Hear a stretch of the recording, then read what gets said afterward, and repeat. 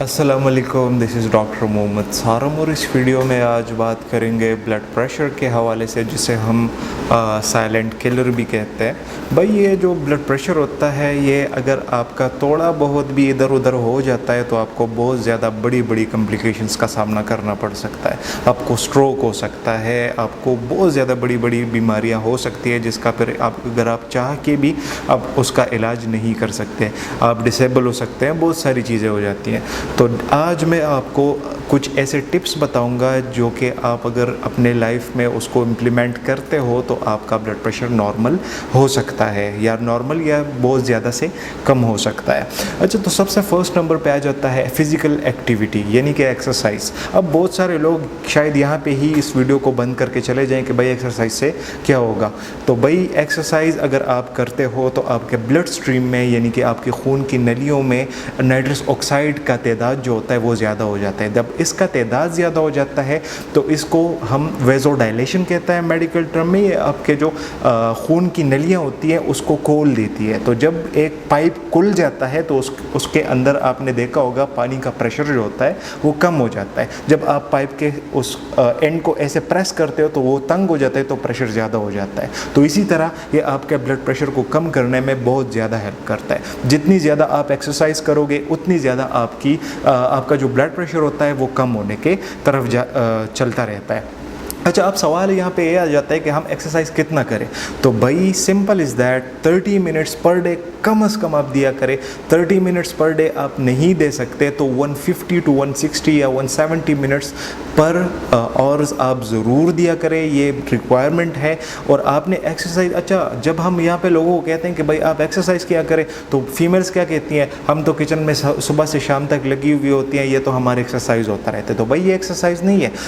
इसके अलावा अगर बाज़ लोग ऐसे होते हैं जिसको आप अगर कहते हो कि भाई आप एक्सरसाइज करो, तो वो क्या करते हैं, वो जाते हैं थोड़ा सा स्लो मज़े से टहलने चले जाते हैं। वो अच्छे से स्लो फिरते रहते हैं, वॉक करते रहते हैं, वापस आ जाते हैं, जी हमने एक्सरसाइज कर लिया। तो भाई ये एक्सरसाइज में काउंट होता ही नहीं है। आपने एक्सरसाइज कम से कम इतनी इंटेंसिटी के साथ करनी है कि आपका जो दिल का धड़कन होता है वो ज़्यादा हो जाए और आपकी सांस फूल जाए। इंटेंसिटी आपने इतनी रखनी है। अच्छा, इसके अलावा आप रनिंग कर सकते हैं, जॉगिंग कर सकते हैं, वेट लिफ्टिंग कर सकते हैं, ट्रेडमिल पे आप रनिंग कर सकते हैं, कुछ भी आप कर सकते हैं। बस इतना एक्सरसाइज की इंटेंसिटी इतनी होनी चाहिए कि आपका जो दिल का धड़कन हो वो तेज़ हो जाए और आपका जो सांस हो वो फूल जाए। बस ये आपने ध्यान में रखना है। अच्छा, नंबर 2 पे आ जाता है साल्ट। अब हम लोग अल्हम्दुलिल्लाह जो नमक का इस्तेमाल है हम तो वो अन्नेवाह करते हैं। तो भाई नमक थोड़ा सा कम खाएं, जितना ज़रूरत हो उतना खाएं। और अगर आपको बीपी का मसला है तो आप ट्राई करें कि वो चीज़ें ना खाएं जिसमें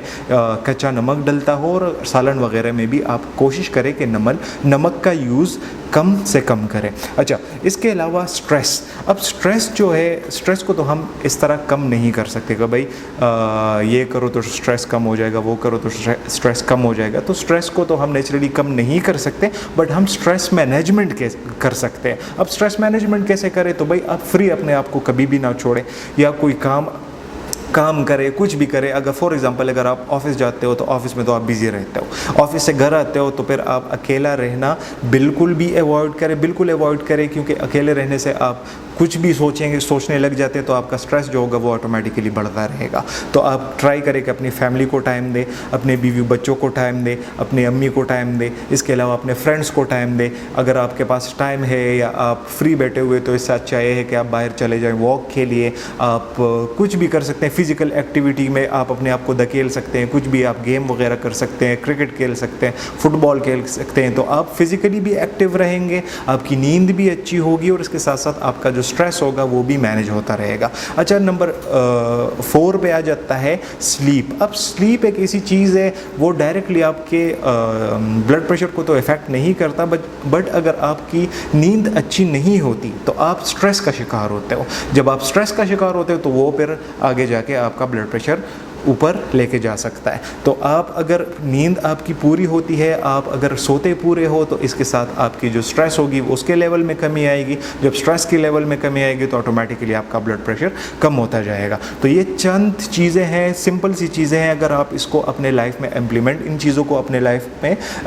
इम्प्लीमेंट करते हो, तो आपका ब्लड प्रेशर जो होगा वो ऑटोमेटिकली कम होने की तरफ जाएगा और ऑटोमेटिकली ज़्यादा नहीं होगा। अच्छा, एक और चीज़ मैं यहाँ पे ज़रूर शेयर करना चाहूँगा कि बहुत सारे लोग क्या करते हैं, उनके अगर ब्लड प्रेशर की मेडिकेशंस पे हैं वो, तो वो क्या करते हैं, अगर उनकी ब्लड प्रेशर की मेडिकेशंस ख़त्म हो जाते हैं तो वो कहते हैं कि चलो भाई कल ले लूँगा, 2-3 दिन बाद ले लूँगा या फ्री होके ले लूँगा। तो भाई ब्लड प्रेशर छोटी मोटी चीज़ नहीं है, इसको सीरियसली ले, इससे आगे जाके आपको बहुत बड़ी बड़ी कॉम्प्लिकेशंस का सामना करना पड़ सकता है। तो भाई इसको सीरियस ले। अगर आपके ब्लड प्रेशर की फॉर एग्जांपल 3 डोज रहती हैं, तो आप पहले से जाके अपनी मेडिकेशंस का पूरा स्टॉक वापस से लेके आ जाए, ताकि आपके मेडिकेशंस रुके ना, आपकी दवाइयाँ आपको ख़त्म ना हो। तो इसको थोड़ा सा सीरियसली है। बाकी अगर आपका कोई भी क्वेश्चन हो इस रिलेटेड, तो आप मुझे इंस्टाग्राम पे भी पूछ सकते हैं, आप मुझे व्हाट्सएप पे भी मैसेज कर सकते हैं, इसके अलावा आप मुझे कमेंट बॉक्स में भी पूछ सकते हैं। तो आज की वीडियो बस यहीं तक थी। उम्मीद करता हूँ आपको इन्फॉर्मेटिव लगी होगी। चैनल पर विजिट करने का बहुत बहुत शुक्रिया। See you in the next one. अल्लाह हाफिज़।